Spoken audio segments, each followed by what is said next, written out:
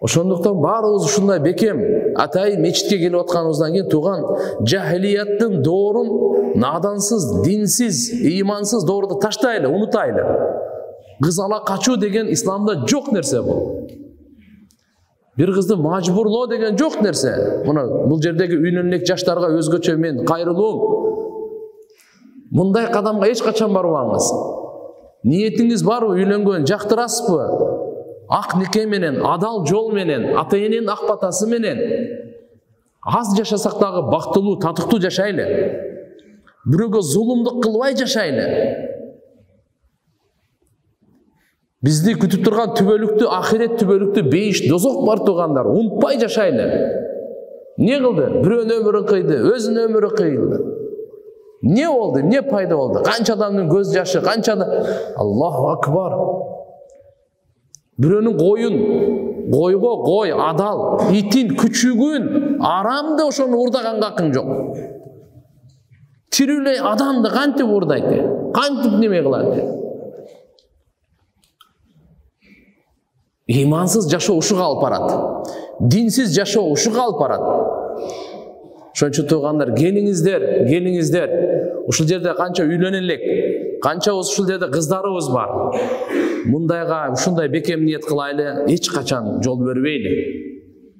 Балдарыбыз дагы, неберелерибиз дагы, кыздарыбыз дагы, уулдарыбыз дагы жакшы тарбия кылып, ыйманда тарбия кылайлы. Бекеринен исламда Алла Тааланын бардыгын билүүчү, данышман, алдына ала бизди айткан го. Кайсы арам, кайсы адал, ким менен сүйлөшсө болот, ким менен болбойт. Ушул жерде отурганыбыз жөнөкөй адамдар эмеспиз, ыймандуу адамдарыбыз, билимдүү адамдарыбыз, ахиретке ишенген адамдарыбыз, Аллага шүгүр келтирген, Алланын динин, Алла Тааланын өкүмүнө баш ийип, Алланын өкүмүн элге жеткиребиз деген адамдар отурабыз ушул жерде. Ошондуктан карап туруп тууган, мен жаш элем, мен картаң карыянын андай эмес, ушул жерде мен Мухаммад алейхиссаламдын үммөтүмүн деп мойнубузда жоопкерчиликти биринчи өзүбүздүн жакындарыбызга айтайлы, туугандарыбызга айтайлы, кошуналарга айтайлы, жакшылык, жамандыкта барып айтайлы. Жамандыктан кайтаруу, жакшылыкка чакыруу биздин мойнубузда улуу милдет туугандар. Караңызчы кандай, мен бүгүн көрүп алып, мен көргөн эмес энем, бүгүн көрүп алып, аябай ушундай кейдим. Тууган, мындай болбойт. Эми азыр өткөн иши өттү. Оны териштире турган орган өздөрү териштемей калат. Будан аркысын жакшылап кетейли. Пайгамбарыбыздын доорунан тартып тууган, кыз ала качуу, мындай кылуу деген болгон эмес. Ошон үчүн уулдарыбызды да жакшы тарбия кылайлы. Ата энесин укпайлы, бирдөөрүн сүйдүм, күйдүм деп аркасынан ошо ойчу жашоону өтүгө турган. Мага күндөй мындай арыз эмелер келет, атым эле суроолор. Москвадан деле, Россиядан деле, чет мамлекеттен, Кыргызстандан ушулар боюнча. Кээ бирлери мекше катыгыраак эле урушуп коюп атам, Ааламда кыз түгөнүп калдыбы сага? Же болбосо ааламда эмне эр түгөнүп калдыбы? Ислам дини ал сөзсүз келишпесең эле уруп тепкилеп сабап бир жерин сындырып анан ажырашууга, же болбосо бир нерсеге жетүүгө буйрубайт да. Укук.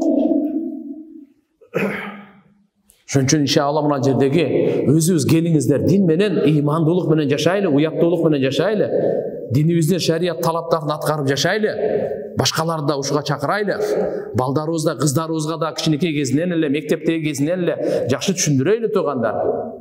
Мектептеги мына азыркы вечеринка, дискотека, майда чүйдө бүтүрүүчү, сүтүрүүчү азмыракай майда билесиздер канча адам өлөт, канча неме болот. Бул биринчи кайрылуум.